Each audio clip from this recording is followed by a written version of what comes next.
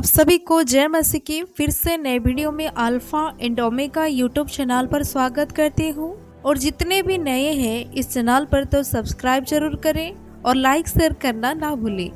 आज की टॉपिक है कि आप परमेश्वर के संतान हो या नहीं। इस वीडियो में वचन के माध्यम से बताया गया है, तो वीडियो को लास्ट तक जरूर देखें और ज्यादा से ज्यादा शेयर करें। सबसे पहले हम जानेंगे कि परमेश्वर की संतान कौन हो सकता है। उससे पहले एक वचन पढ़ेंगे। मैं आपसे 3 बातें बताऊंगी, वे लोग ही परमेश्वर के संतान हो पाएंगे। नंबर 1, मसीह पर विश्वास करने से परमेश्वर के संतान हो पाएंगे। जैसे लिखा है यूहन्ना 1 अध्याय उसका 12 आयत में, परंतु जितनों ने उसे ग्रहण किया उसने उन्हें परमेश्वर की संतान होने का अधिकार दिया, अर्थात उन्हें जो उसके नाम पर विश्वास रखते हैं। यहाँ पर हमने पढ़ा कि जितने यीशु मसीह को ग्रहण किया और उनके नाम पर अर्थात प्रभु यीशु मसीह के नाम पर विश्वास किया, उनको ही परमेश्वर की संतान होने के लिए अधिकार दिया गया। कि जितने विश्वास के साथ प्रभु यीशु मसीह को ग्रहण किया उन्हें ही परमेश्वर की संतान होने के लिए अधिकार मिली है। और जो लोग मसीह के पर विश्वास के साथ ग्रहण नहीं करते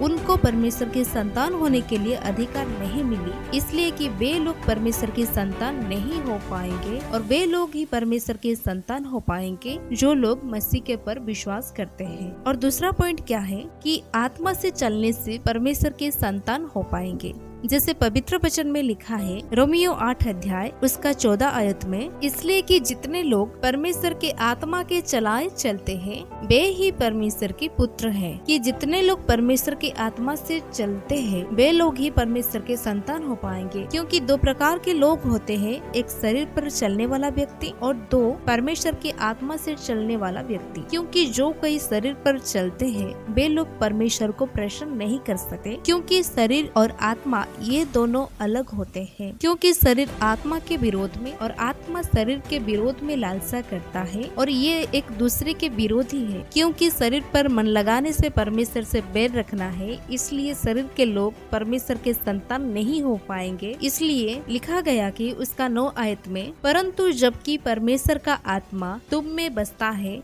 तो तुम शारीरिक दशा में नहीं परंतु आत्मिक दशा में हो। यदि किसी में मसीह का आत्मा नहीं तो वो उसका जन नहीं। यहाँ पे वचन में क्लियरली बताया गया कि यदि हम प्रभु यीशु मसीह को विश्वास के साथ ग्रहण किए हैं तो हम संसार की शारीरिक दशा में नहीं रहेंगे परंतु आत्मिक दशा में रहेंगे। अगर मसीह का आत्मा नहीं तो उसका जन नहीं हो पाएंगे। अगर मसीह का जन नहीं तो मसीह के संतान भी नहीं हो पाएंगे। और जितने लोग परमेश्वर के आत्मा से चलाए चलते हैं वे ही परमेश्वर के पुत्र अर्थात परमेश्वर के संतान हो पाएंगे। फिर उसका 16 आयत में लिखा है, पवित्र आत्मा आप ही हमारी आत्मा के साथ गवाही देता है कि हम परमेश्वर के संतान हैं। अगर हम परमेश्वर की आत्मा के साथ चलते हैं और शारीरिक कार्य से अलग रहते हैं तो आत्मा भी गवाही देता है कि हम परमेश्वर के संतान हैं। और तीसरा पॉइंट है, क्योंकि अशुद्ध वस्तु से अलग रहने से हम परमेश्वर के संतान हो पाएंगे। जैसे पवित्र वचन में लिखा है 2 कुरिन्थियों 6 अध्याय उसका 17 और 18 आयत में, इसलिए प्रभु कहता उनके बीच में से निकलो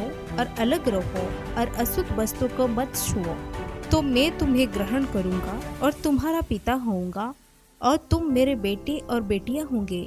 ये सर्वशक्तिमान प्रभु परमेश्वर का वचन है। परमेश्वर कहता है अशुद्ध वस्तु से अलग रहो और अशुद्ध वस्तु को मत छुओ, तो मैं तुम्हें ग्रहण करूंगा। तब ग्रहण करेंगे जब हम अशुद्ध वस्तु से अलग रहते हैं तो, क्योंकि हमारे परमेश्वर पवित्र है। सर्वशक्तिमान परमेश्वर कहता अशुद्ध वस्तु से अलग रहो और अशुद्ध वस्तु मत छुओ, तो मैं तुम्हें ग्रहण करूंगा। क्योंकि अशुद्ध वस्तु और अशुद्ध लोग परमेश्वर को प्रसन्न नहीं करता। क्योंकि जो चीज आपको अपनी परमेश्वर से अलग करता है उसी चीजों से बाहर आओ। और सर्वशक्तिमान परमेश्वर कहता है कि मैं तुम्हें ग्रहण करूंगा और तुम्हारा पिता होऊंगा और तुम मेरे बेटे और बेटियां होंगे। यह सर्वशक्तिमान प्रभु परमेश्वर का वचन है। परमेश्वर आपको ग्रहण करना चाहते हैं और अपना बेटा और बेटियां बनाने के लिए अगर आप परमेश्वर के सच्चे बेटे और बेटियां होने के लिए चाहते हो तो शारीरिक अभिलाषा से अलग रहे और परमेश्वर की आत्मा और पवित्र वचन से चलते रहे। इस वचन से परमेश्वर आप सभी को आशीष दे।